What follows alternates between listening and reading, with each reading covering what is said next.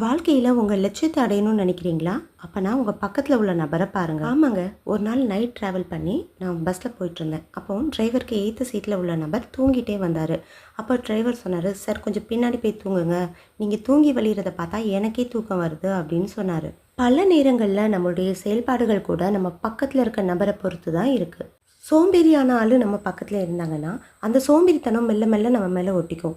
இது சுறுசுறுப்பான ஆள் நம்ம பக்கத்தில் இருந்தாங்கன்னா அந்த சுறுசுறுப்பு மெல்ல மெல்ல நம்ம மேலே ஒட்டிக்கிட்டு நம்மளும் நல்ல ஆக்டிவாக ஆகிடுவோம். அதனால் நீங்கள் முன்னேற விரும்புனீங்கன்னா உங்கள் பக்கத்தில் இருக்க நபர் எப்படிப்பட்டவர்னு யோசிங்க. உங்களுக்கும் உங்கள் வெற்றிக்கும் இருக்க தொடர்பு மாதிரி உங்களுக்கும் பக்கத்தில் இருக்க நபருக்கும் தொடர்பு இருக்குது.